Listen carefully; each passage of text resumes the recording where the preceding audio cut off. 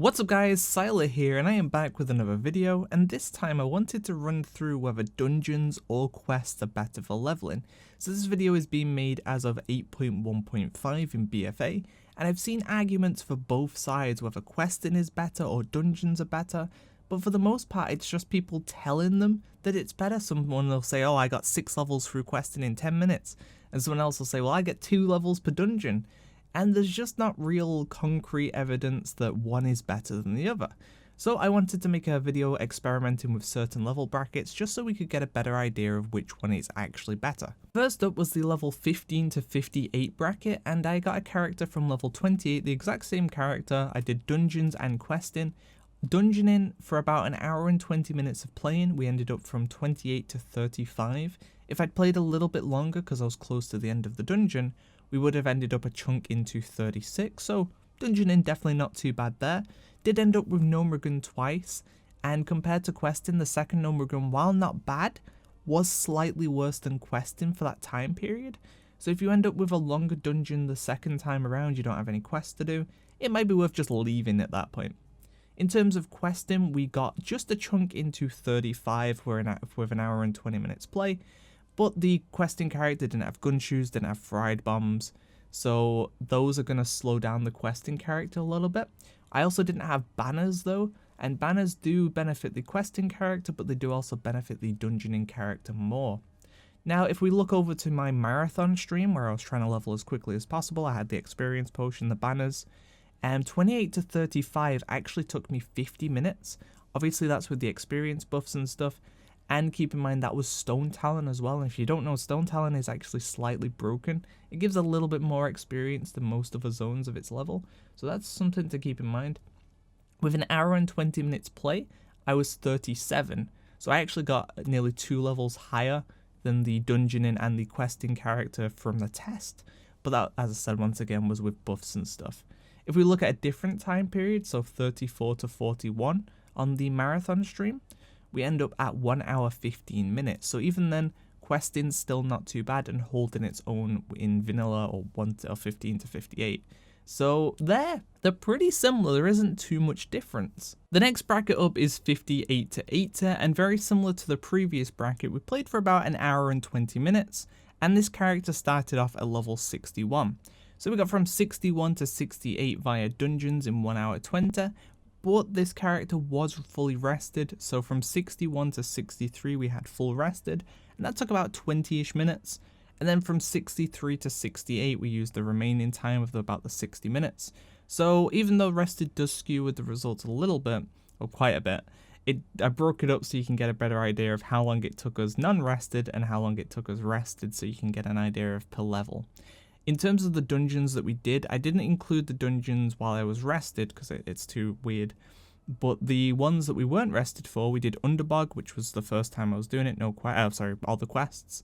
That took 24 minutes and gave about a level and 30% experience. We did the Steam Vaults, which only took about 18 minutes, and that gave about a level and 30% as well. Very similar to the Underbog in terms of experience. And then finally, we did the Nexus, which took about 20 minutes, and that gave about 1 level and about 15% experience. So in terms of time, the BC dungeons seem a little bit better, especially the early on BC dungeons where they're fairly quick and straightforward, and some of the longer raft dungeons not being as worth, but there's still definitely some good raft dungeons, and later on the BC dungeons end up quite bad. So I probably wouldn't queue for BC ones once I start getting like Shadow Labs and things like that. But for the most part, both sides seem quite viable to queue up for. In terms of our non-dungeon character, I didn't have rested. For some reason, when I copied over the character, it lost its rested because I used the same character on the PTR, completely lost its rested, and I played it in Hellfire Peninsula too, which was a mistake. I wanted to try it, but I had 150% flying, and I was Alliance. I didn't realize how much worse Hellfire Peninsula is for Alliance. The quests are just everywhere, while on Horde they're a bit more clustered together. Alliance, no. So we had no rested, as I said, and we went from 61 to 63 in 45 minutes, so about 20 minutes longer than the dungeon run, but no rested, and obviously Hellfire Peninsula not the best choice. I moved over to Northrend for the final bit of time, and we went from 63 to 65 and a half-ish in the remaining time. We went a little bit over by like 3 or 4 minutes, but I think if we stayed in Northrend the whole time and were rested as well, we would have been a lot closer to dungeon leveling. But I think dungeon leveling still would have come out slightly ahead here. Now, in terms of my marathon leveling, we went from 61 to 68 in 1 hour 40 minutes. So if that character had the rested experience as well, it probably would have been a lot closer to the 1 hour 20 mark. But that's being said, that character does have banners and the experience potion, which still would have brought dungeons slightly ahead during this period. So yeah, dungeons are looking pretty good in this bracket. The next bracket up is 80 to 90, and I only checked out one dungeon here just because of how quick this section is anyway. And the results aren't that surprising, honestly. We did one dungeon, which was the Throne of Tides, on a rested character, so the character had full rested experience, and we only got 63% of the level from the full run, which took about 23 minutes. My group wasn't the best, it could have definitely been faster, but obviously that's the risk of doing dungeons. But even if the group did it faster and we were still looking about 15 minutes, it still wouldn't have been that worthwhile, because on my marathon run, we did 80 to 85 in 1 hour 30 minutes, and 85 to 90 in about 1 hour 30 minutes as well. So the rate that you do in the dungeons would have to be extremely quick for it to match questing. So questing looks like it's going to be king during that bracket unless you have some kind of weird strat and you're not just using the random group finder tool. For 90 to 100, I didn't even bother testing dungeons because it just didn't make any sense. During my marathon run, it took 2 hours to level from 90 to 100, which means each dungeon would have to give 13 minutes a level. So you'd have to get a level every 13 minutes for it to even come close to just flying around and doing bonus objectives and picking up loot. So I just don't see any way that dungeons are going to be viable there. There's just no way. The WoD dungeons are fairly long as it is. They're not the easiest of things. And you're going to be getting less experience than the Cata ones. There's no way you're going to be getting a level per run.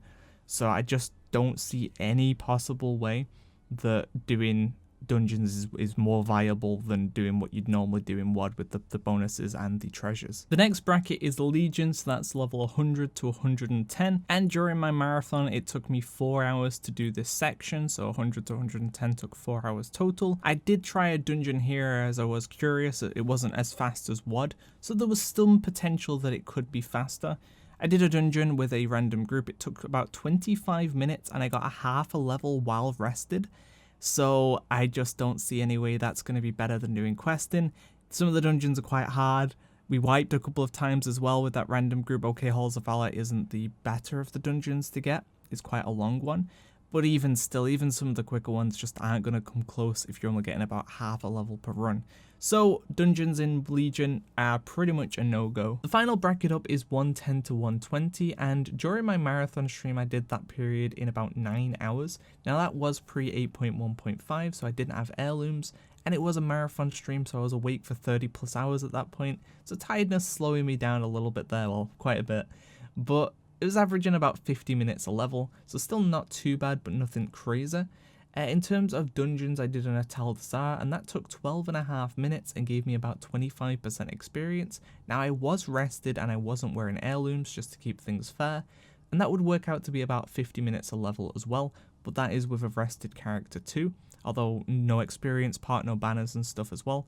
So I think dungeons could be quite close to leveling. I do feel like dungeons pull behind a little bit. I think questing pulls ahead most of the time, but I do think dungeons have some potential there, especially if you have good groups running through. But if you do get some bad RNG, it's definitely going to be slower than questing. And if there's like a faction assault up and things like that, then questing's definitely going to be the way to go there. So as a conclusion, is dungeon leveling better than questing? And the answer is sometimes. There's definitely periods where dungeoning is ahead of questing, just about. It isn't vastly different in most areas. And there's definitely areas where questing is way ahead of dungeon leveling. But from 15 to about 80, dungeoning is pretty good to weave in. I would avoid dungeons that you've done multiple times for the most part because they do seem less efficient. And then towards the later ends, when you hit the 50s, it becomes less efficient due to the dungeons that are in the pool. The same thing happens towards like 76-ish. You're getting those harder dungeons, those longer dungeons that you don't really want to do. But if you do get one of those, you can just simply leave anyway and you aren't really wasting any time. And then 80 to 90, I wouldn't say dungeons are even worth looking at. 90 to 100, once again, don't even touch dungeons, not worth it at all. 100 to 110, very similar story, just dungeons are not viable enough. And then 110 to 120, dungeons seem okay. They seem like they could definitely have a place through the leveling experience. I would say questing does pull ahead if you're doing it solo, but they are pretty close, so I don't think there's, you have kind of a bit of a choice there. Especially if you do look out and keep getting freehold, seems like a very valuable dungeon to have. And then other things to note as well, if you are running a primarily pre-made group of people you feel are good at the game, experienced, have full heirlooms, etc., then your best bet is dungeons, because you're going to crush dungeons for the most of the leveling experience. Once again, I'd probably stop dungeons at the 80-ish mark, and then maybe carry on again at 110 max, just because of how quick those areas are anyway. It's not really worth dungeons, you're probably going to be slower, but definitely dungeon focus earlier on, like the pre-80s and then the 110 to 120, especially 110 to 120 where you can do the freehold farm, and you just go up to you skip one boss and go straight to the last boss, rinse and repeat like that. You're going to be getting some pretty good XP per hour. So hopefully this video has helped you out in deciding what you're going to be doing while leveling, if you're going to do dungeons or questing more, and hopefully it's kind of put the old argument of whether which one is better to rest, because there's a lot of kind of misinformation and people just assuming. So I wanted to make something with a bit more solid information and research so that we have a bit more of a solid answer on the topic. So hopefully you enjoyed the video. If you like my content, then I definitely recommend checking out my live stream. I stream on Twitch, twitch.tv/Syiler. There's a link in the description below.